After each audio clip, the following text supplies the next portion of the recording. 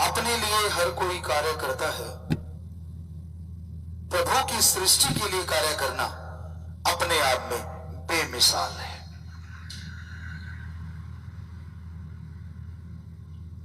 खुद के लिए तो पशु पक्षी परिंदे भी जीते हैं, खुद को छोड़ के परहित परमार्थ करना अपने आप में बेमिसाल है। और ये परहित परमार्थ जितना इंसान कर सकता है, इतना कोई दूसरा सोच भी नहीं सकता। मनुष्य को भगवान ने इतना बुद्धि विवेक दिया है कि यह सोच समझ के पूरी सृष्टि का भला कर सकता है। दूसरों के पास इतनी बुद्धि, इतना दिमाग होता ही नहीं।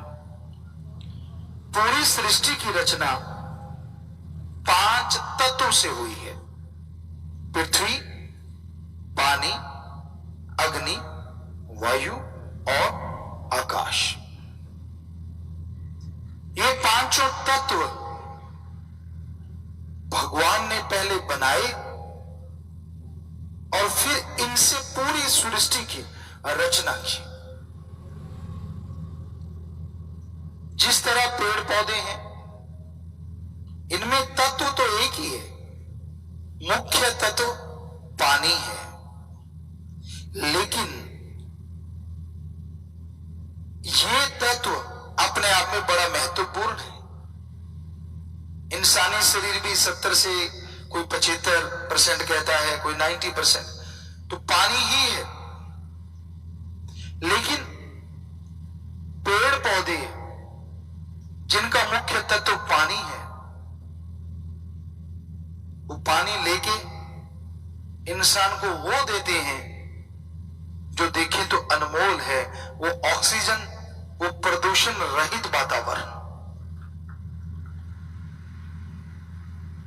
इसके बाद कीड़े मकोड़े हैं जिनमें हवा और आग होती है। रेगिस्तान में हमने ऐसे ऐसे कीड़े रेंगते देखे हैं, आपने भी देखे होंगे किसी न किसी ने। वहां पानी नहीं होता, लेकिन हवा होती है और आग होता है। वो नेचुरली वहां ज्यादा होता है, तो इसलिए उनको ज्यादा जरूरत ही नहीं पड़ती पानी की, वो उसी के सहारे जिंदगी जीते हैं। पक्षी हैं, इनमें पानी, आग यानी हवा, पानी और थोड़ी सी पृथ्वी की मात्रा होती है। पशुओं में जो होता है उसमें आकाश तत्व नहीं होता, बाकी चारों तत्व होते हैं। ये आकाश तत्व इंसान में सबसे ज्यादा पाया जाता है और उसी की वजह से इंसान की बुद्धि विवेक सबसे ज्यादा है।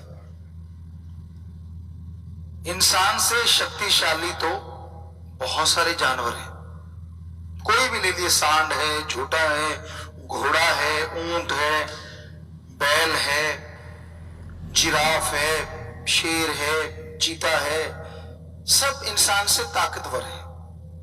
बॉडीली देखें तो सब पावरफुल है, लेकिन आकाश तत्व उनमें इतना नहीं है, बुद्धि विवेक नहीं, तो आदमी उनको अपनी उंगलियों पे नचाता है।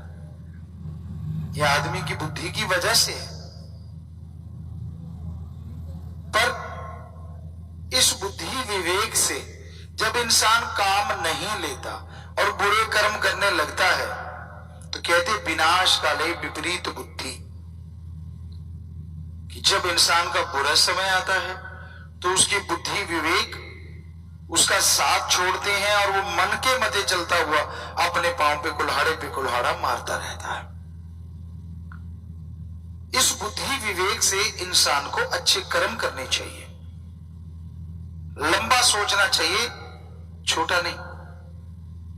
और जो इस बुद्धि विवेक से लंबा सोचते हैं, दूसरा, बोलने से पहले तोलो कि आप जो बोलने जा रहे हो वो क्या है। गुस्सा ना करो। क्रोध आज के दौर में हावी है। हर किसी को क्रोध आता है। हाँ, संतों का क्रोध दाती है, अगर उसे दात के रूप में ले ले, और दुनियादारी का क्रोध घाती है, चाहे उसे प्यार के रूप में ले ले। तो क्रोध जब इंसान को आता है तो वो सब कुछ भूल जाता है, बस उसके लिए विनाश विनाश और सिर्फ विनाश। करता दूसरों का है, होता खुद का है। जितना समय दूसरों को दबाने में, दूसरों का विनाश करने में लगाते हो, काश उससे आधा समय दूसरों का भला करने में लगा दो। हम आपको गारंटी देते हैं आपका भला परमात्मा जरूर करेगा। कितनी तिकड़मबाजी लड़ाते हो ना आप, कितनी स्कीम लड़ाते हो, क्या क्या प्लानिंग बनाते हो दूसरों को नीचा दिखाने के लिए। काश आधी स्कीम बना लो दूसरों को ऊपर उठाने के लिए कि भाई वो बड़े हो जाएं, अच्छे हो जाएं, नेक हो जाएं। हम गारंटी देते हैं ईश्वर उस नेक का आपको फल जरूर देंगे और आपका नाम रोशन जरूर होगा। तो बुद्धि विवेक से काम लेना चाहिए। जल्दबाज लाई लग, पंजाबी च कहंदे लाई लग ना होवे घर वाला ते चंद्रा गमांड ना होवे। जो दूसरों के कहने में आ जाते हैं, ऐसा पति नहीं होना चाहिए, ऐसा पड़ोसी नहीं होना चाहिए, वरना कलह कलेश रहता है। अपनी बुद्धि से काम लो। आज लोग एक दूसरे को इस्तेमाल कर रहे हैं। सबसे छोटा उसको थोड़ा सा बड़े वाला, उससे उसको बड़े वाला, उससे उसको बड़े वाला, एक दूसरे का इस्तेमाल कर करके लोग अपना उल्लू सीधा कर रहे हैं। तो बुद्धि विवेक से काम लीजिए, किसी के हत्थे ना चढ़ो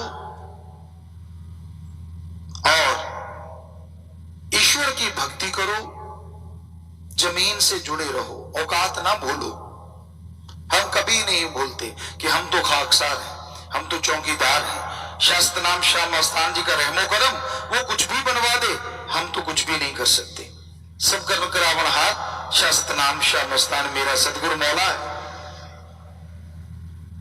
कई बार हम बच्चों को कहा करते हैं कि बेटा मान गुमान मत करो, वो करते नहीं, लेकिन फिर भी आप ये मत सोचो कि आपके कोई पंख निकला है, आप वही एक जिम्मेदार एक नंबरदार के बच्चे हो। हाँ, शास्त्र नाम जी का पटा गढ़ में है, इसलिए दुनिया सलाम करती है।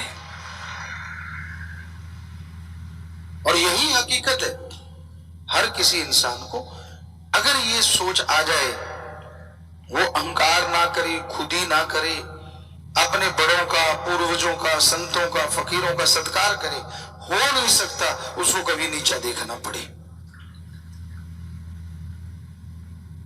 इसलिए कभी किसी का बुरा ना करो, अपने घर से शुरुआत करो।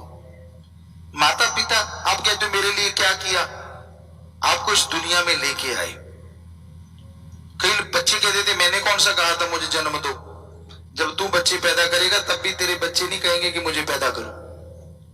ये कुदरती है, ये नेचर का असूल है, ये कुदरत ने नियम बनाया है। और आपके पिता ने कभी अपने शायद बाप से नहीं पूछा होगा मुझे दुनिया में क्यों लेके आया। क्यों? क्योंकि वो सुलझे हुए होते हैं, उन्हें समझ होती है कि हाँ कि भाई समय के अनुसार तो जैसा कुदरत चाहती है वैसा होना ही है। तो ये गलत बात है जो आप सवाल कर देते हो, मैंने कौन सा कहा था, मुझे क्यों जन्म दिया, मैंने कौन सा कहा। ये कुदरत ने कहा है, ना तूने कहा है ना तेरे बाप ने कहा है। जिनके बच्चे नहीं होते उनसे पूछ के देखो, आपको बातें आती हैं, बेचारों का क्या हाल होता है। औलाद का मुंह देखना चाहते हैं पर नहीं होता, कुदरत को नहीं मंजूर। तो ये सब कुदरत का दायरा है। नर मादा का बनाना, आगे पीढ़ी को चलाना, ये सब असूल है परमपिता परमात्मा के। कौन चाहता है कौन आए कौन ना आए, जिसे वो चाहता है वही आता है और वही जाता है। इंसान तो किसी को पैदा ही ना होने दे कि मैं जन्म ले लिया बाकी सारे आए ही ना, बस मेरा ही राज चले, ऐसा थोड़ी ना होता है। वो नियति इसे ही कहते हैं। कुदरत के कादिर ने अपना सारा सिस्टम फिट किया हुआ है। जब से दुनिया साजी तब से लेके जब तक उसने दुनिया को खत्म करना है तब तक का सब कुछ प्लान, सब कुछ रचा हुआ है। आदमी की समझ नहीं आता, वो एक अलग चीज है। तो ये नियति जैसा चाहती है वैसा होता है, पर इंसान का फर्ज है, इंसान का कर्तव्य है, अपनी बुद्धि विवेक से काम लेता हुआ वो नेकी करे, भले कर्म करे, अच्छाई के रास्ते पे चलता जाए। मालिक साथ अवश्य देंगे। और घर से शुरुआत से मतलब अपने बुजुर्गों का आदर सत्कार करो। और घर में बुजुर्ग भी रहते हैं, उनका फर्ज है बच्चों से बेगर्ज प्यार कीजिए। चलो गर्ज रख के भी करो क्योंकि आपकी औलाद है, पर उनकी इच्छाएं भी जरूर पूरी करें जो जायज है। गलत रास्ते पे अपने बच्चे को कोई लेके नहीं जाता, पर कई बार उसके सामने गलत काम करने से बच्चे अपने आप उससे सीख जाते हैं। हमने बहुत लोगों को देखा है, क्या कहते हैं, कई बार हमारे पास आ कहते पिताजी पता नहीं ये लड़का किस पे चला गया या लड़की किस पे चली गई, हम तो ऐसे नहीं थे। तो हम हंस के कहा करते हैं अब आप ऐसे नहीं हो, बिल्कुल सही है, लेकिन जब इसको पैदा किया था तब आप कैसे थे? जब ये सीख रहा था बचपने में तब आप क्या क्या गुल खिलाते थे, कौन कौन सी गाड़ियां और कौन कौन सी बातें करते थे? इसने तो तब से सीखा हुआ है। पहले टीचर मास्टर तो माँ बाप ही होते हैं ना, या बहन भाई होते हैं, अब पड़ोसी थोड़े ना सिखा गए उतना। उदाहरण के तौर पे आप घर में हैं, चर्चा करते, आपकी पत्नी है, आप हैं, आपका बेटा बेटी जो भी है, आप उनसे बात करते हैं कि बेटा झूठ नहीं बोलना चाहिए, कभी गप नहीं मारना चाहिए। इतने में फोन आता है, आपकी बीबी कहती है जी हाथ लगा के बंद करके कि दफ्तर से फोन आया, तो आप कहते थे कह दो घर में नहीं है। बच्चा आखिर माइंड बहुत पावरफुल है, किसी डॉक्टर से पूछ लेना 9 महीने में माइंड पूरा बन जाता है, वो तो गर्भ में ही सीख लेता है। अब मैंने ने सीखा नहीं था क्या? तो बच्चा समझ जाता है कि बोलने को बोलो, झूठ मत बोलो, पर जब जरूरत पड़े तो ठोक के बोलो, क्योंकि आप उसके सामने बोल रहे हैं कि कह दो मैं घर में नहीं हूं, जबकि आप घर में। और बच्चा देख रहा है यार अभी अभी तो ये टीचर बन रहा था कि गप नहीं मारना चाहिए, और खुद ठोक रहा है। और जब बड़ा हो जाएगा तो उसके गप भी बड़े बड़े हो जाएंगे, तब आप कहते यार ये पता नहीं गाली देके किस पे गया है। आप पे गया बेटा जी, बेटा आपका है, और किसी पड़ोसी पे तो जाएगा नहीं, फिर आप बुरा मानोगे अगर ऐसा कहेंगे तो। समझ गए ना आप? आपकी औलाद आप ही जाएगी ना, तो आप कम से कम उनको शिक्षा उस तरह की दो, उन्हें अच्छा बनाइए। अपने खून को बुरा कौन कहता है? अपने आप को कोई बुरा नहीं कहता, खून तो दूर की बात। कोई संत पीर फकीर कहते कबीरा सबते हम बुरे, हम तज भला सब कोय, जिन ऐसा कर मानिया मीत हमारा सोए। वो कबीर साहब जी जैसे संत पीर फकीर कह सकते हैं कि भाई हम तो खाक हैं, कुछ भी नहीं है। संत कहते हैं ऐसा कि हम तज भला सब कोय, जिन ऐसा कर मानिया, कि जो इसको ऐसा मान लेगा मीत हमारा सोए। भगवान जी कहते कि वो मीत है हमारा, वो मित्र है हमारा, जो ऐसा मान के चलता है। इसका मतलब ये नहीं कि आप अपनी निगाह में गिरे रहो, नहीं नहीं नहीं नहीं, आप अणख रखिए, गैरत रखिए, लेकिन अहंकार मत कीजिए कि मैं मेरे जैसा कोई पैदा ही नहीं हुआ, या करोड़ों अरबों जन्मे हुए, पता नहीं कितने तरह का खोपड़ा है। हर किसी के अंदर अपना अपना दिमाग है, अपनी अपनी सोच। तो इसलिए अच्छा सोचो, परिवार के लिए अच्छा करो, समाज के लिए अच्छा करो, कोई नहीं रोकता, पर बुरा ना कभी किसी का करो, क्योंकि जब आप बुरा करने जाते हैं किसी का हो ना हो आपका बुरा जरूर होगा, ये चाहे हमसे लिखवा के ले लो। तो ऐसा कर्म ही क्यों करो जिससे खुद का बुरा हो? ये वेदों के वेद भरे पड़े हैं कि बुरा कर्म कभी करना नहीं चाहिए, बुरे का फल देना ही पड़ता है। श्री राम जी, श्री कृष्ण जी भगवान हुए, उनको युग बदलना था, और युग बदलने के लिए उन्होंने कई तरह की ऐसी चीजें की जो आज अगर आदमी की निगाह में देखें तो वो सही नहीं लगती। अब श्री कृष्ण जी थे, क्यों दुर्योधन को मरवाया? क्या दुश्मनी थी भाई उनकी उनसे?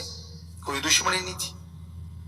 फिर भी उन्होंने बताया पहले तो ये कि उनको पूरा नंगा नहीं होने दिया दुर्योधन को, ताकि वो कच्चा रहे एरिया कि मां के सामने ऐसे जाएगा, और फिर भीम को कह के उसकी वही जगह तोड़वाई, यहां गदा युद्ध में फाउल कह लें या मना होता है या कोई मारता ही नहीं था, तो उसी जगह मार के उसको मरवाया। अब दुनिया की निगाह में देखें तो गलत है, लेकिन अगर वो ईश्वर की निगाह से देखें तो अगर वो ना मरता तो सारे समाज में वो हाल होता जो कहने सुनने से परे, राक्षसों की जरूरत ना पड़ती, आदमी राक्षस बन जाते। इसलिए युग परिवर्तन करना था, तो उनको भी ऐसे कर्म करने पड़े और लास्ट में उन्होंने अपने ऊपर लिया ताकि आदमी समझे। बदुआ ली गंधारी से और अपनी पूरी कुल को खुद खत्म किया, आपस में लड़के खत्म हुए, अपनी औलादों को भी उन्होंने खत्म कर दिया। क्यों? क्योंकि ईश्वर की नियति थी कि समाज को बदलना है। तो ये नियति जो होती है ना, ये बड़ी बलवान होती है। आदमी कितना भी जोर लगाए ये बदलती नहीं। हां, ईश्वर का नाम जपे, अपने पीर फकीर के 100% यकीन करे, जो वो करता है सही करता था, सही करता है और सही करता रहेगा। तो इंसान को ना तो कभी गम आए, ना टेंशन आए, ना कोई परेशानी आए। पर ऐसा होना कोई आसान बात थोड़ी ना है। परम पिता जी ने रहमो करम किया, हमें बुलाया, और जब खाक शास्त्र नामदाता के चरणों में आए तो हमने सब सेवादारों को एक ही बात कही थी कि परम पिता जी जो भी कहेंगे, दिन को रात तो रात, रात को दिन तो दिन, हर चीज माननी है। और परम पिता ने बहुत तरह की बातें करते थे यही देखने के लिए, तो सेवादार सब मानते थे। कई बार ऐसा होता है परम पिता कहते नहीं सचखंड हाल मस्ताना जी धाम में उधर स्टेज लगाना है, अब उधर लगाएंगे तो इधर जगह छोड़ी थोड़ी सी है।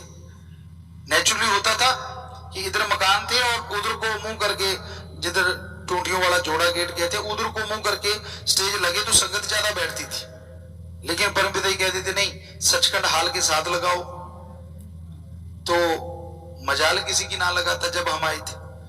फिर परम पिता जी कहते नहीं अब नीम की तरफ लगाओ, अब उधर और जगह कम। फिर कहते थे नहीं फलां जगह लगाओ, वहीं लगना चाहिए, लगता रहता। तो परम पिता जी एक दिन खुश हुए और बैराग में भी आए, कहने लगे इतने सालों में हमें आप जैसा एक भी मुरीद नहीं मिला। एक शिष्य ढूंढ रहे थे कि कोई ऐसा मिले जो सतगुरु के वचनों को बिना चूंचना के मान जाए। तो हमने कहा बेपरवाह जी पहले बुला लेते। कहते बच्चे भी तो पैदा करने थे। साफ कहा, वो भी तो जरूरी था। हमने कहा जी सतवचन, वो आपकी रजा। तो एक बात पे बात ख्याल में आई, मुरीद और गुरु का रिश्ता क्या होता है। एक गुरु था, उसके 2 मुरीद थे, 2 शिष्य थे। एक को कहते थे भोला बड़ा और एक था बड़ा चतुर चालाक। अब जो भोला बड़ा था उसका काम क्या होता था, जो गुरु ने कहा आया बैठ गया, जो गुरु ने कहा बड़ा खुश। पहले तो गुरु के दर्शन करके बागो बाग हो जाता था, मुंह लटके नहीं रहते थे, टेंशनें नहीं, लड़ाइयां नहीं, वाह मेरा सतगुरु दर्शन हो रहे हैं। और फिर जो सतगुरु कहता जी बस देखता रहता और मानता रहता। और एक था बहुत ही चतुर चालाक, आए हुए लोगों से बात करनी, खाना खिलाना पिलाना कौन सा खुद की जेब में से जाता था, मान बढ़ाई के चक्कर, खुद के नंबर बनाने। सारे कहते यार ये शिष्य कमाल का है, बस ठीक है मैं करता हूं जी जितना हो सकता है। तो सारे उसी को मानते थे। अब उसको बेचारे को कोई जानता ही नहीं था कि वो शिष्य है। सारे हाँ उसको वैसे कर देते थे कि भाई ये भी भक्त है, यहाँ रहता है। एक दिन आया, गुरुजी कहने लगे भाई अब मैंने चोला बदलना है, इस दुनिया से जाना आना लगा रहता है, मैं तो जाऊंगा। तो सारे शोर मचाने लगे नहीं नहीं नहीं नहीं। कहते चलो कोई बात नहीं, बातें करेंगे। कुछ दिन गुजरे तो साथ संगत बैठी थी, गुरुजी कहने लगे भाई ऊंट लेके आओ। ऊंट ले आए। कहते लकड़ की सीढ़ियां ले आओ। लकड़ की सीढ़ियां ले आए। कहने लगे भाई वो 1 मंजिला मकान है। कहते हाँ जी। कहते सीढ़ी लगाओ, ऊंट को ऊपर चढ़ा दो। अब दोनों शिष्यों को खड़ा कर लिया कि भाई आप करो काम ये, और खुद गुरुजी चले गए। अब जो छत्र चलाक था, साथ संगत हंसने लगी तो वो भी हंसने लगा, लेकिन जो भोला भाला था वो चुपचाप ऊंट के पास गया, उसको पकड़ा। अब आप सब जानते हो सीढ़ियों पे तो जो नहीं चढ़ा वो नहीं चढ़ता, लकड़ वाली पे तो वो डंडे से लगे होते हैं, लोग देख देख के चढ़ते हैं कहीं पैर ही ना निकल जाए। अब ऊंट कैसे चढ़ेगा उसके ऊपर? वो पकड़ के ऊपर से रस्सी उसके नाक पे जो थी ऊपर खींच रहा है, ऊंट उसको खींच रहा है, वो उसको खींच रहा है, पसीनों पसीन बुरा हाल। और जो छत्र चला के है शिष्य, वो साथ संगत के साथ बैठ के हंस रहे हैं, मजाक कर रहे हैं। यार साथ संगत में कोई बोला यार ऐसा लगता है गुरुजी का दिमाग फिर गया, तो छत्र चला के था हाँ और क्या कमी है अभी, मतलब उसको लगा मुझे गुरुगद्दी मिलेगी। क्या लगा? देखो आपके सामने जी, कभी लकड़ी की सीढ़ियां जो डंडे लगे होते उनके द्वारा ऊंट ऊपर चढ़ेगा, वो तो बड़ी सीढ़ियों से ना चढ़े तो, लेकिन उसको कोई लेना देना नहीं। जो घोड़े वाला वो खींच रहा है, ऊंट उसको गिरा रहा है, वो खींच रहा है फिर गिरा रहा है, दड़ादड़ चल रहा है काम। और इधर जो छत्र चलाक है वो साथ संगत की सहमति इकट्ठी कर रहा है, सारा खुश है भी, हाँ भाई ये तो गुरुजी का दिमाग में फर्क पड़ गया, बड़ा हंस रहा खुश हो रहा है। तो शाम का समय हो गया, अंधेरा होने लगा हल्का हल्का, गुरुजी बाहर आए, साथ संगत बैठी, हंस रहे हैं सारे लोग, वो शिष्य भी हंस रहा। तो गुरुजी कहने लगे भाई क्यों हंस रहे हो? कहती गुरुजी वो देखो पागल। कहते हैं हाँ भाई, ऐसे हंसे गुरु भी, तो सारे हंसने लगे, देखो देखो देखो वो देखो सीढ़ियों पे जी कैसे होगा, आप भी कमाल करते हो गुरुजी। एक उठ के कहने लगा, कहने लगे आप हमें गुरु कहते हो? कहते हाँ। गुरु का मतलब जानते हो? कहते जी, जो ज्ञान देता है, मतलब ज्ञान देता है तो वो खुद ज्ञान का भंडार है। कहते जी, तो क्या हम मूर्ख हैं, हमें नहीं पता कि लकड़ी वाली सीढ़ियों से ऊंट ऊपर कैसे जाएगा? सारे सन्नाटा छा गया, चुप, सारे बोलती बंद हो गई। गुरुजी मुस्कुरा के कहने लगे हमें भी पता है कि इन सीढ़ियों से ऊंट ऊपर नहीं चढ़ेगा, पर हम देख रहे थे हमारे वचनों पे 100% अमल कौन करता है, यही तो देखना था। आसान आसान चीजें तो सारे कर लेते हैं, यही तो देखना था। तो उसको गुरुगद्दी देते हैं हम। गुरु ने उस भोले भाले को गुरुगद्दी दी, कहेंगे वो है पूर्ण इस गुरुगद्दी के लायक। तो रूहानियत में, सूफियत में गुरु और शिष्य की यही मर्यादा है, यही परिभाषा है, और कोई लेना देना नहीं है। वो क्या कहता है क्या नहीं कहता, कैसे बोलता है क्या नहीं, कुछ मतलब नहीं, क्योंकि गुरु कभी अपना कार्य नहीं करवाता, ये सच्चा गुरु होता। गुरु अपने लिए पैसा नहीं लगाता, ये सच्चा है। गुरु कभी ऐसे मांगता नहीं, वो भी सच है। गुरु तो सबका भला करता है, सबका भला मांगता, भले के लिए प्रेरणा देता है। और जो बिना चूंच रंग के मान लेते हैं वो पता नहीं कितनी खुशियां हासिल कर लेते हैं, और जो क्यों किंतु परंतु में उलझे रहते हैं वो दिनों दिन दूर होते चले जाते हैं। तो भाई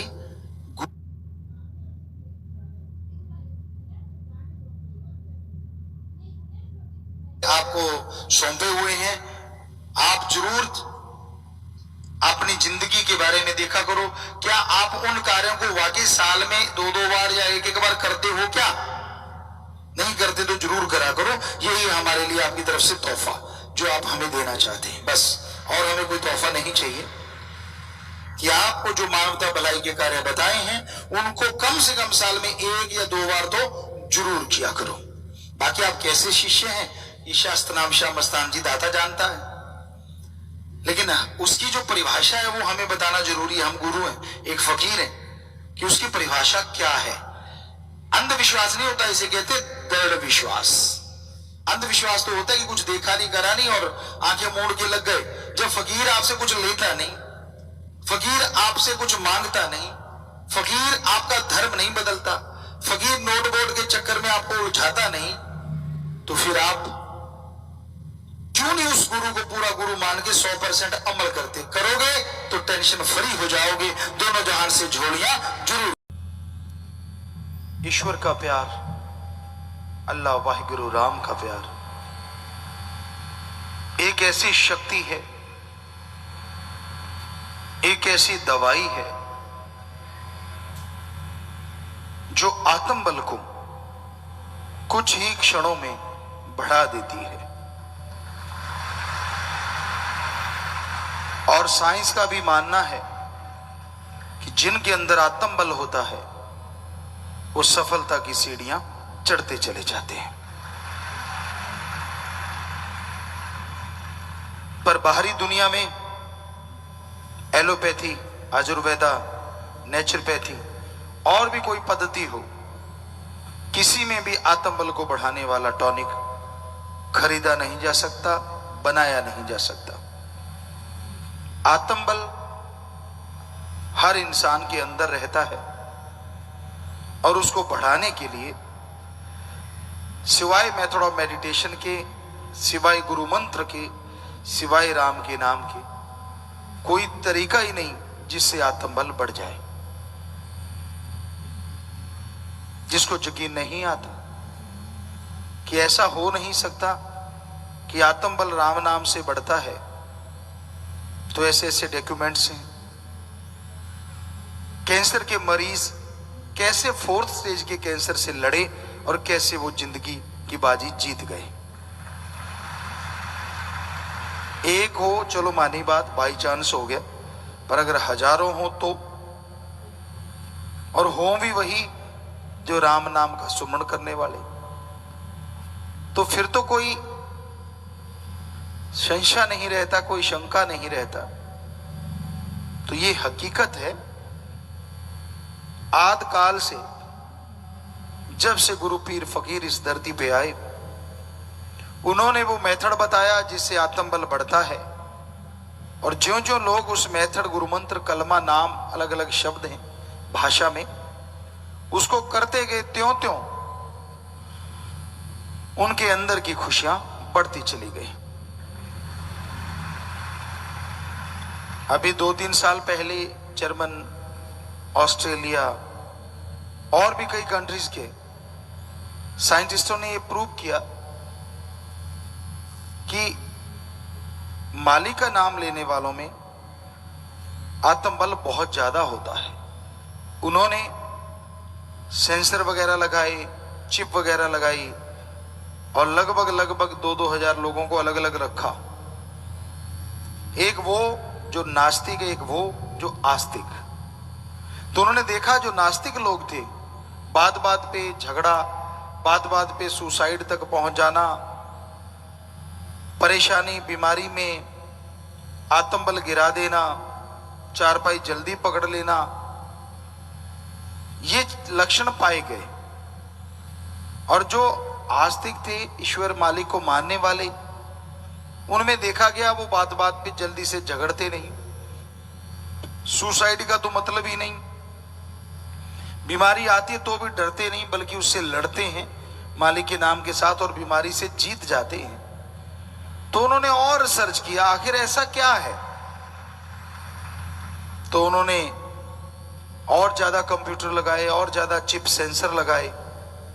तो उन्होंने लिखा है साइंटिस्टों ने कि हमें पता चला कि जब ये प्रेयर करते हैं, जब ये भक्ति करते हैं, ब्रह्मांड से अदृश्य किरणें आती हैं और इनके माइंड में समा जाती हैं जिससे इनको पावर मिलती है। पर ब्रह्मांड में कहां से आती हैं, कौन उन किरणों को भेजता है, तो उनका लिखना था, उसको हम नहीं पकड़ पाए, शायद सुप्रीम पावर। तो सुप्रीम पावर ही हमारे धर्मों में भगवान कहलाता है, अल्लाह, वाहिगुरु, राम कहलाता है। तो साइंटिस्ट भी मान गए। पर कई बार होता है लोग कुछ पढ़ लिख जाते हैं और अकड़ू मास्टर बन जाते हैं। चंद किताबें पढ़ ली, अहंकार आ गया कि मेरे जितना ज्ञान तो दुनिया में कोई जानता ही नहीं, मैं जितना पढ़ा लिखा हूं मैं ही एक इकलौता हूं, पहले भी दुनिया में कोई वैसा नहीं था, अब भी नहीं है। तो हम उन्हें चैलेंज करते हैं ऐसे लोगों को कि आपने कोई मास्टरेट की डिग्री हासिल की है, डॉक्टरेट की डिग्री हासिल की है, उसमें जिंदगी के 25 साल लगाए होंगे, कम से कम 20 से 25 साल। तो आप भगवान के लिए 25 महीने हमारे तरीके से लगाओ, अगर वो ना मिले तो हम गारंटी देते हैं। अरे 1 मिनट भगवान के लिए लगाया नहीं और बैठे बैठे कह देना कि भगवान है ही नहीं। तो अगर कोई बैठे बैठे कहते डिग्रियां है ही नहीं, डॉक्टरेट होती ही नहीं, मास्टरेट होती ही नहीं, तो आप क्या कहोगे? उस आदमी को मूर्ख कहोगे ना, कि पढ़ता नहीं, पढ़ा लिखा है नहीं, अनपढ़ गवार है, इसको क्या पता डिग्रियां होती हैं, डॉक्टरेट होती है। तो वैसे संत ऐसे लोगों को गवार और मूर्ख कहते हैं, जो बैठे बैठे कह देते भगवान नहीं। क्या आपने रिसर्च किया? क्या आपने भक्ति की? अरे डिग्रियों के लिए 25 साल लाइफ के लगा दिए और भगवान के लिए 1 मिनट नहीं लगाया, और बैठे बैठे डिसाइड कर दिया भगवान है ही नहीं। तो आपको तो फिर जो जानता है, जिसने देखा है, वो तो मूर्ख ही कहेगा ना। कड़वा लगेगा आपको, बुरा लगेगा, लेकिन सच तो सच है। या तो रिसर्च करो, फिर पता चले कि ईश्वर है कि नहीं है। बैठे बैठे डिसाइड कर देना, ये तो मूर्खता है। ये तो इस तरह है जैसे आप भीड़ बड़े चौराहे में एक मकान में अपने को बंद कर लें, लॉक लगा लें, बाहर स्पीकर रख के माइक पे अनाउंसमेंट कर दें कि सारी दुनिया मर गई। लोग गेट कहेंगे खोल, बाहर निकल के देख दुनिया जिंदा है। तो भाई भगवान तो है, अल्लाह वाहिगुरु राम तो है, पर उसके लिए रिसर्च करना पड़ता है, टाइम लगाना पड़ता है। बैठे बिठाए तो रोटी नहीं मिलती, भगवान तो कहां से मिलेगा? अरे पहली क्लास पार नहीं होती सही ढंग से जब तक पढ़ा ना जाए, डिग्रियां तो दूर की बात।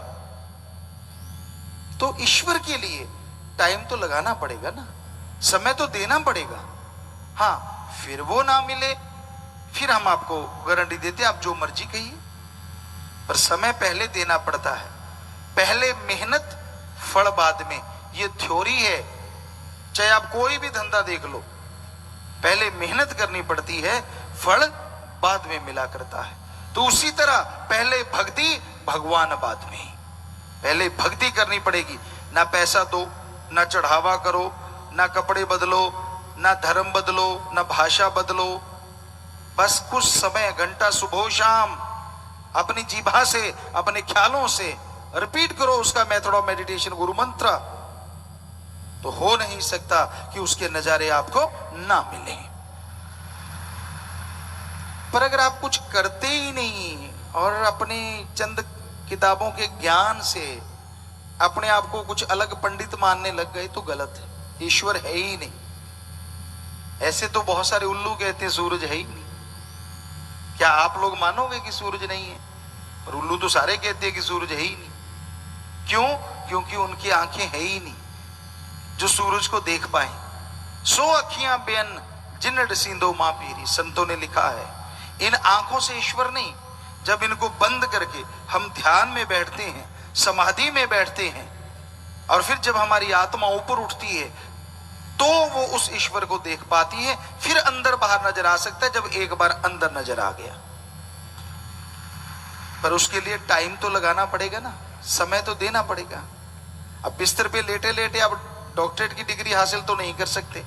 हाँ, आजकल पैसा दे के कर सकते हो, लेकिन अगर सही तरीके से देखें तो मेहनत करनी पड़ती है। तो उसी तरह ईश्वर को पाने के लिए, मालिक को पाने के लिए समय लगाना पड़ता है। मन का क्या, मन तो बड़ा जालिम है। इंसान की सोच बड़ी गंदी है। एक सोच होती है कि मैं अपने आप को कुछ भी बनाऊं, मुझे रोकने वाला कौन। और एक सोच होती है कि अल्लाह राम वाहिगुरु जिससे खुश हो जाएं, मैं अपने आप को वैसा बनाऊं। दो तरह की सोच कि स्वामी हैं लोग। भक्त लोग जो उसकी भक्ति करते हैं, जिन्हें उसके नजारे मिलते हैं, वो ईश्वर की मर्यादा से बाहर नहीं चलते। उनको होता है कि मैं अपने आप को वैसे बना के रखूं जैसा राम अल्लाह वाहिगुरु खुश रहें। वो कर्म करूं, बीमारों का इलाज करवाऊं, भूखे को खाना खिलाऊं, प्यासे को पानी पिलाऊं। उनके अंदर एक भावना होती है और उसके तहत वो कार्य करते रहते हैं। और एक होते हैं इगोइस्ट, अपना टाइप, कि मैंने वही करना है जो मुझे अच्छा लगे। मुझे कौन रोक सकता है? वाकई कोई नहीं रोक सकता। आप तो मर्जी के मालिक हैं। आप इंसान है, पशु तो है नहीं। लेकिन फिर आप इतनी भी मर्जी के मालिक नहीं है कि जो सब कुछ चलाने वाला है उसको झुठला दें। क्योंकि कोई रिसर्च आप करते नहीं, कोई ध्यान में आप बैठते नहीं, तो बिना वजह झूठ मत बोलिए। या तो रिसर्च किया हो, रिजल्ट ना आए तो कहिए, और रिसर्च करते नहीं, रिजल्ट आए कहां से। तो इसलिए हमेशा वैसे बन के रहिए अगर आप ईश्वर को पाना चाहते हैं, उसकी खुशियां हासिल करना चाहते हैं, तो उसकी भक्ति करिए, इबादत करिए। वो राम सबके काय सवारता है, और वही अल्लाह वाहिगुरु सतगुरु राम ही एक ऐसा है जो निस्वार्थ सबको खुशी बख्शता है, सबको प्यार करता है। उसको किसी से कोई स्वार्थ नहीं होता, बल्कि वो सबकी स्वार्थ पूर्ति करता रहता है। ये हकीकत है, ये अजमाई हुई बातें करोड़ों लोगों की। कई बार लोग बुरे कर्म करते हैं, बुरी चीजें करते हैं, गलत रास्तों पे चलते हैं, तो गुजारिश, जो राम नाम से जुड़ जाए उसे गलत रास्ते पे चलना नहीं चाहिए। कोई सेवादार बन जाए, अगर वो चलता है तो इस जन्म में ऐसी नरक भोगता है जो कहने सुनने से परे। इस यानी तरह तरह के रोग, तरह तरह की बीमारियां, तरह तरह की टेंशनें जो आम इंसान को रहती है, फिर उसी को भी उससे कई गुना बढ़ के आ जाती है। एक जानकार डॉक्टर है, अगर वो पॉइजन अपने आप को लगाता है तो बहुत बड़ा गुनाहगार है। वैसे कोई भी ऐसा जहर लेता है वो आत्मघाती महापापी, लेकिन एक अनजान आदमी अनजाने में कोई चीज खा बैठता है, और एक जानकार आदमी जानबूझ के ऐसा करता है, दोनों में जमीन आसमान का फर्क है। तो इस सत्संगी को तो पता होता है कि ये गलत कार्य है, ये नहीं करना चाहिए। सेवा में भी पैर रखता है, ड्यूटी में भी दिखाता है कि मैं बहुत बड़ा हूं, भक्त बहुत बड़ा हूं, और करता है बुरे कर्म, तो ऐसे आदमी की जिंदगी नरक से बदतर हो जाती है। ऐसा कर्म मत किया करो। या फिर राम नाम से दिखावा मत किया करो। राम नाम का दिखावा भी करते हो और बुरे कर्म भी करते हो, आप तो क्या फिर कुलों तक रास जाती है वो चीज। कोई सुखी नहीं रहता घर में, और आप दोष देते रहते हो दूसरों को, उसकी वजह से, उसकी वजह से, उसकी वजह से, और खुद की वजह ध्यान में नहीं रहती। दिए तले अंधेरा, खुद का पता ही नहीं कि मैं क्या क्या करता फिरता हूं, क्योंकि किसी को पता ही नहीं, वो तो चुपके करता है। पर एक है जिसको सब पता है, जो सब जानता है, उसको तो पता है ना आप कैसे कैसे कर्म करते फिरते हैं। और फिर जब भोगने की बारी आएगी फिर चिल्लाना मत। इसलिए बुरे कर्म करने छोड़ दो। जो रास्ता आपने अपनाया है उस रास्ते के अकॉर्डिंग जो आपका फर्ज बनता है उस फर्ज को अदा करो, कर्तव्य का निर्वाह करो, तो आप खुशियां हासिल कर सकते हैं। घर गृहस्थ में रहते हो तो जरूरी है घर से सेवा, अपने माँ बाप का आदर सत्कार करो, भाई बहन परिवार का सत्कार करो, इज्जत करो, बाल बच्चों के लिए समय निकालो। आप रोबोट नहीं है, आप इंसान हैं, आपका कर्तव्य है। अगर बच्चे पैदा किए तो उनके लिए टाइम भी देना, 1 घंटा या 2 घंटे कम से कम। आप समय खुद नहीं देते, और जब वो बिगड़ जाते हैं तो दोष बच्चों को देते हैं।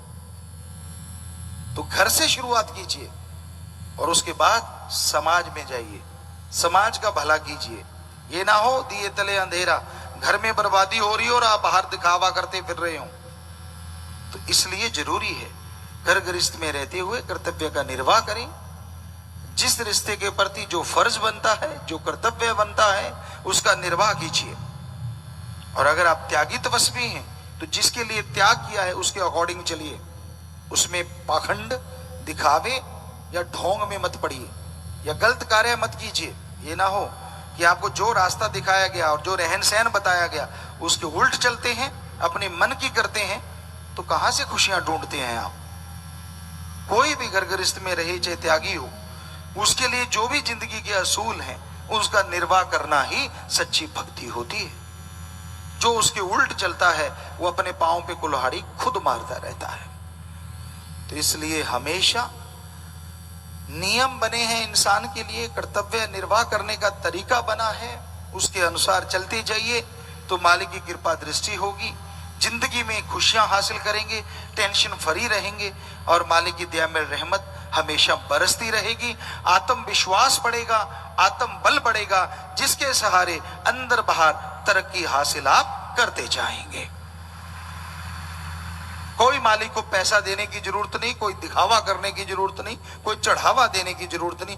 जरूरत है अपने विचारों को सोधने की, जरूरत है अपने विचारों में एकाग्रता लाने की, जरूरत है अंदर के आत्मविश्वास को पाने की। और जब आत्म बल मिल जाएगा, हारी हुई बाजी आप जीत सकते हैं। तो फकीर का काम, गुरु का काम बताना, माना ना माना मर्जी। बहुत से लोग हैं जो मानते हैं, बहुत से लोग हैं जो नहीं मानते। मर्जी के मालिक हर कोई इंसान है, पर जो मान लेते हैं, फकीर अपने लिए तो कहता नहीं कि मेरे पाँव दबा, मेरे हाथ दबा, मुझे पैसे दे, ऐसा तो कभी नहीं कहता।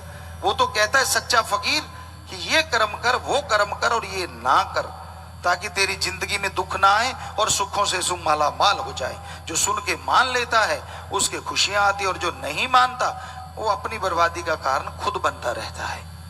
इसलिए अमल किया करो, दिखावा कम, पाखंड कम, अमल ज्यादा करोगे तो खुशियां हासिल होंगी। और अगर दिखावे में खोए हो, किसी ने कह दिया आप तो इससे ऐसे लगते, वो वैसे लगते, तो उसी में फूल के कुप्पा रहते हो और उसी के अकॉर्डिंग चलते हो, तो आप फिर तो सदगुरु की तो रही नहीं ना, अल्लाह वाहिगुरु राम की। तो सिर्फ दिखावा दिखावा है, तो दिखावा मत कीजिए, चलिए उसके अकॉर्डिंग, चलिए उसके अनुसार, जीवन में अपना लीजिए दया रहम, अपना लीजिए भक्ति इबादत, अपना लीजिए परहित परमार्थ, अपना लीजिए सही समय पे सही काम करना, कर्तव्य का निर्वाह करना और रिश्तों के प्रति वफादारी निभाना, तो यकीनन आपकी जिंदगी में खुशियां जरूर आएंगी और खुशियों से आप माला माल हो जाएंगे। आज के दौर में आप आंखें मूंद के किसी पे यकीन कर सकते हो तो एक ही है, अल्लाह वाहिगुरु सतगुरु राम। अदरवाइज किसी को एकदम से किसी पे भी यकीन नहीं करना चाहिए। जो आपसे बहुत प्यार मोहब्बत मीठापन दिखाते हैं, पता नहीं उनका कितना स्वार्थ उसके पीछे छुपा होगा। जो आपसे हाथ मिलाते हैं, पता नहीं और क्या क्या भावनाएं, पता नहीं और क्या क्या इच्छा पूर्तियां उनके दिलो दिमाग में छाई रहती हैं। किसी भी वस्तु का, किसी भी चीज का बीज नाश नहीं होता। हम ये नहीं कहते कि सारे एक जैसे होते हैं, पर आज के दौर में, आज के समय में ज्यादातर लोग ऐसे हो चुके हैं कि आपसे अगर कोई हंस के भी बात करता है तो उसके पीछे कुछ ना कुछ छुपा हुआ है। और ये भी नहीं कहते कि यकीन नहीं करना चाहिए, यकीन तो करना पड़ता है। यकीन के बिना तो कोई सौदा क्या आप एक कदम नहीं उठा सकते। जिस जगह पे जाते हैं उस जगह पे आपको यकीन करना होगा। जिस रिश्तेदारी में जाते हैं उनके खाना बनाने वाले पे आपको यकीन होता है। यकीन नहीं तो भूखे मर जाओगे, और यकीन नहीं तो क्या पता वो खाने में क्या डालें। यकीन तो करना ही पड़ता है। सो यकीन नहीं करने को हम नहीं कहते, लेकिन बिना मतलब, बिना वजह आप किसी पे यकीन कर लें और आप उसी में खो जाएं, अपना बिल्कुल भी नहीं सोचते, तो हमें लगता है वो आपके लिए घातक है। खास करके सत्संगियों के लिए जो मालिक से प्यार करते हैं। कहीं कोई आपको मालिक की चार बातें सुना दे, कहीं मालिक की उपमा गा दे, तो आप सब कुछ खोल के बैठ जाते हैं। मतलब खजाना ही खोल देते कि ले जा जो ले जाना है। नहीं, ये गलत है। ये कलयुग है, कलयुग। बहुत उस्ताद हैं ठग चोर बेईमान, उनको पता है कि इनको ये बात सुनाएंगे, इससे ये खुश हो जाएंगे, फिर इनसे जो मर्जी ले लो ये इनकार नहीं करेंगे, और आपको बुद्धू बना के वो चलते बनते हैं। होशियार रहिए। बेपरवाह जी वचन फरमाया करते, रहना मस्त ते होना होशियार चाहिए। मस्ती अपनी जगह है अल्लाह राम वाहिगुरु गौड़ की, पर इस युग में होशियारी अति जरूरी है। बहुत ठग हैं, कोई बातों के ठग, कोई दिखावे के ठग, कोई कुछ तो कोई कुछ। ऐसे लोगों से बचना बहुत जरूरी है, और बचा जा सकता है अगर आप प्रभु के नाम का सुमरन करें, भक्ति इबादत करें, वरना बचना बहुत मुश्किल है। आपको अच्छी बातें सुनाएंगे, बढ़िया बातें सुनाएंगे, और कब आपको बुद्धू बना दें इसका कुछ पता नहीं चलता। तो जरूरी है इस दौर में अपने आप को जानना, जरूरी है इस दौर में अल्लाह वाहिगुरु राम पे दृढ़ यकीन रखना। उस पे अगर दृढ़ यकीन आ गया तो बिगड़े से बिगड़े काम आपके चुटकियों में बनते चले जाएंगे। उस पे दृढ़ यकीन आ गया तो आपको जाना नहीं पड़ेगा, वो खुद आ जाएगा। उस पे दृढ़ यकीन आ गया तो ये मृत्यु लोक नहीं, आपके लिए निज धाम बन जाएगा। दृढ़ यकीन आता कैसे है? कोई भी बर्तन भी लेते हो ना तो उसको ठोक बजा के देखते हैं। गुरु पीर फकीर को देखो, कहीं वो आपसे ठगी तो नहीं मार रहा, कोई अपना उल्लू सीधा तो नहीं कर रहा, कोई उसको मतलब तो नहीं, गरज तो नहीं अपनी पर्सनल। अगर नहीं तो फिर दृढ़ यकीन करो। वो कहता है तन लगा सेवा में, तन लगा दीन दुखियों को उठा के हॉस्पिटल पहुंचाने में, अरे तन लगा कड़ा परिश्रम हक हलाल की रोजी रोटी खाने में, और मन लगा अल्लाह वाहिगुरु राम गौर खुदा रब की भक्ति इबादत में। अरे धन लगा नेकी भलाई पे, भूखे को खाना खिला दे, प्यासे को पानी पिला दे, निआसरों का आसरा बना दे, खून दान कर, मरणोपरांत आंखें दान, शरीर दान कर, जीते जी गुर्दा दान। सो शासत नाम शाह मस्तान, सीधी सी बात, जिन्होंने ये सब सिखाया, ऐसे गुरु पीर फकीर पे दृढ़ यकीन करो। वो कभी भी आपको गलत गाइड करना तो दूर, कभी सपने में आके भी नहीं कहेगा कि गलत चलो। रूहानियत दृढ़ यकीन का ही सौदा है। डॉक्टर पे फेथ है, यकीन है कि मुझे ठीक कर देगा, यकीन मानो इंजेक्शन की जरूरत नहीं, टेबलेट से ठीक हो जाओगे, क्योंकि ये आत्म बल मनोविज्ञान है। और डॉक्टर पे यकीन नहीं, यार ये तो वो करेगा खराब, करेगा खराब। डॉक्टर करे ना करे, आप खुद अपने आप को खराब कर लोगे, अपने जख्म को, अपनी बीमारी को। सो दृढ़ यकीन जब गुरु पीर फकीर पे आ जाता है तो फिर उसकी हर बात में राज नजर आता है, और हर बात मजेदार बन जाती है, हर बात नजारे लाती है, हर बात खुशियां दे के जाती है। अदरवाइज क्यों किंतु परंतु के ही इस जाल में इंसान उलझा रहता है, फंसा रहता है। तो अगर आप अपने आप को इस चक्रव्यूह से आजाद करवाना चाहते हो तो बुलंद इरादे और दृढ़ यकीन रखो, जो कि सेवा सुमन से ही आएंगे। तन मन धन से सेवा करो। सेवा करते क्यों किंतु परंतु नहीं होना चाहिए। आप सेवा कर रहे हैं और आप सोचते हैं कि मेरा नाम आगे आना चाहिए, घबराइए मत। सेवा की है, नाम आगे नहीं, दरगाह में मालिक की चरणों में मंजूर हो जाता है। आपको लगता है यार फला सेवादार मेरी बात नहीं बताता, मेरा नाम नहीं बताया, बात मैंने बताई, उसने अपना ठप्पा लगा के आगे बता दी। फिक्र मत कीजिए, अगर आपने बताई तो फल आपको मिलना है, ठप्पा जो मर्जी लगाता फिरे। ठप्पों से दुनिया में काम चल सकता है, अल्लाह वाहिगुरु के दर पे नहीं। उसका दरबार अल्लाह वाहिगुरु राम का दोनों जहां का है। वो कण कण में जर्रे जर्रे में नजर रखते हैं, और कण कण की जर्रे जर्रे की उनको खबर होती है। वो किसी को कुछ नहीं कहते, हर आदमी मर्जी का मालिक है, अपने तरीके से जिंदगी जीता है। लेकिन ये मत सोचो कि आप उसको बुद्धू बना रहे हो।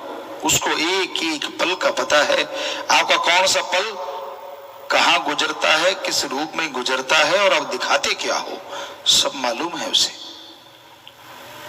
कई कई लोग ये सोचते हैं यार जब उसे मालूम ही है तो करते रहो, वो कौन सा रोकता है। तो डर के रहो उस राम से। वो किसी को आके नहीं कहता, लेकिन गुरु पीर फकीर तो कहते हैं ना कि ये कर्म बुरे हैं, ये मत करो, वो कर्म बुरे हैं, मत करो। बेपरवाह जी ने भजन में बनाया, कर्म करे खोटे पड़ेंगे बड़े सोटे, फिर पूछनी नहीं किसी बात रे। तो करते रहो, पीर फकीर नहीं रोकते, अल्लाह राम आके नहीं रोकते। करते जाओगे करते जाओगे करते जाओगे, एक दिन आना है और उस दिन बेआवाज लाठी पड़ेगी, दर्द ही दर्द रह जाएगा, कुछ भी बाकी नहीं रहेगा। और तब आप कुछ भी संभालने के लायक नहीं रहोगे, कुछ बदल नहीं पाओगे। उससे पहले बदल गए तो बदल गए, फिर कुछ करते रहना, ये भी कोई जिंदगी है? सारा दिन रोगों में, सारा दिन टेंशनों में, सारा दिन छुपने छुपाने में, सारा दिन लुका छिपी, मन के अधीन, मन के अकॉर्डिंग चलना। खुशियां कहां से आए, कहां से बरकतें आए, कहां से चेहरे पे नूर टपके? चेहरे पे तो फिर वो मियां जी वाली बात आती है। एक मियां थे, शराब पिया करते थे बहुत, और उनकी पत्नी धर्म की पक्की थी, हमेशा कहती थी नवाज अता किया करो, अल्लाह की इबादत किया करो, नूर आता है नूर। सुनता नहीं था। एक दिन शराब पी और शराब में ख्याल आ गया यार ये रोज ही कहती है, चलो इसकी इच्छा पूरी कर देती।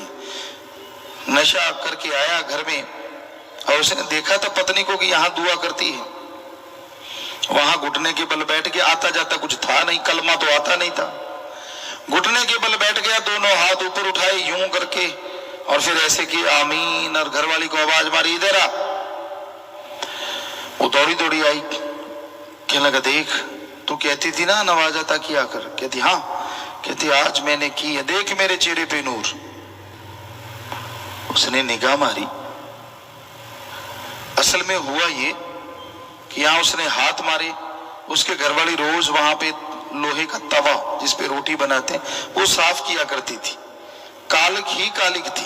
तो जब उसने हाथ मारे, चेहरे पे मारे, फिर आगे आप समझो, तो वो कहने लगी जी अगर नूर है काले रंग का तो घटा बांध के आ गया, अगर नूर का रंग आप रूहानी कहते हो तो पहले वाला भी गया।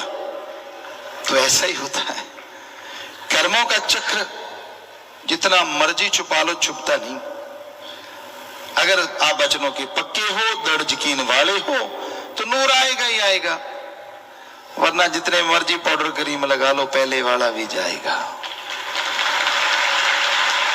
हमने देखा है।